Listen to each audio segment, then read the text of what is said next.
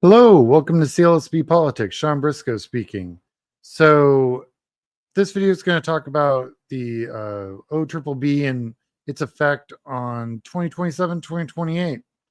So, what the Republicans did with this bill is they put all the bad stuff after 2026 elections. Like they're really trying to hold on to the majority in Congress. But what we have to understand and what we have to really pay attention to is that this is all law now.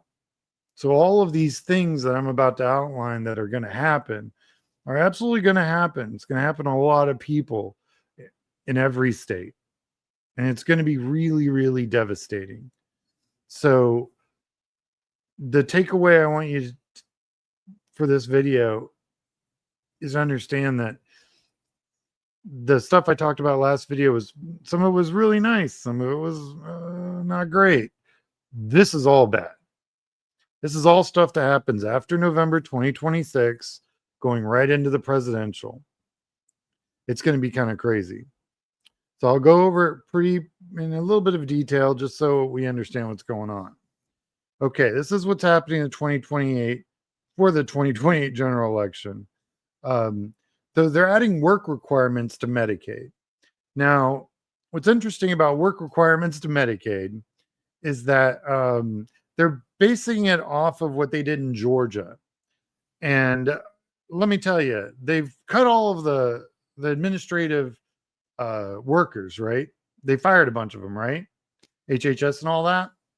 Well, those are the people that would have verified the work that you were doing to meet the work requirement.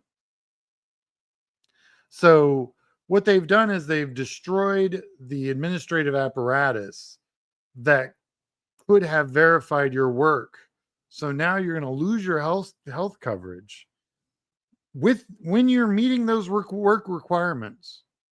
And they're going to ask you to file and file and file and append and file again. They're going to lose your paperwork.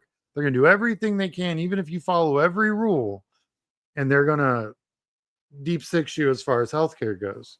And the reason we know that's how this is going to work is because we've already seen it in various other red states where they've implemented it. Work requirements aren't to get people to work. Work requirements are to create another hurdle that they can go, oh, we just didn't get your paperwork. Sorry, you're off healthcare until we can figure this out.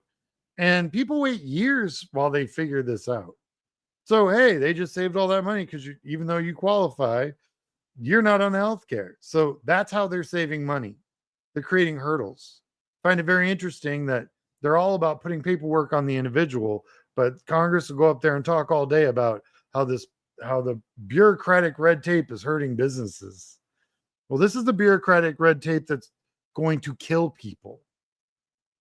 And that has got to be the message in 2028. This is what the Republican Party did. So they're also limiting immigrant eligibility for the Affordable Care Act, which wasn't huge to begin with. They're going to eliminate certain elements of student for students, which is going to be just more nonsense that they're going to do. They're going to require certain status to for food stamp benefits. They're going to make states share food stamp benefits. They're going to basically starve out kids, and this all takes place right as we're going to 2028. See, what they're going to do, what their whole point is to create a problem that they think they can come in and swoop in and fix. Meanwhile, people aren't going to have health care. Children aren't going to have food. Our education system is going to collapse. Rural hospitals are going to close. They're also requiring pre-enrollment verification. Remember I talked about more hurdles for the ACA, right? Which they would love to kill. They know if they kill it outright, not only it'll destroy the entire healthcare system. So they can't just destroy the ACA, but they can get it small enough where they can drown it in a bathtub. And that's kind of what they're trying to do here. Real quick, just a reminder, like and subscribe. If you wish to support this channel, I have something on PayPal. I have a account on PayPal. Happy to receive any donations. All right. So another fun thing they're going to do is they're going to create their increased eligibility checks for Medicaid. Another bureaucratic hurdle, right? And those all take place, so weird, after November 2026. Man, these guys. Changes in Medicaid provider tax rules, also weirdly implementing after the 2026 election. So strange. And required Medicaid enrollees to pay some costs. Keep in mind, these people on Medicaid already don't have money. So if they can't afford the extra costs, then they don't get the health care. Look, we just saved a bunch of money. That's how Republicans think. This was made by literally the worst freaking human beings in our country. This thing was designed to gut our healthcare system by right after the November elections in 2026. Every Democrat should be running on this. Every Democrat in a red district that, you know, is within 10 points should be running on this. Those rural hospitals are very important. And what's really interesting is that and I talked about this in my last video, a lot of these staff are shared. A lot of these services are shared. A lot of these companies that service these industries are shared.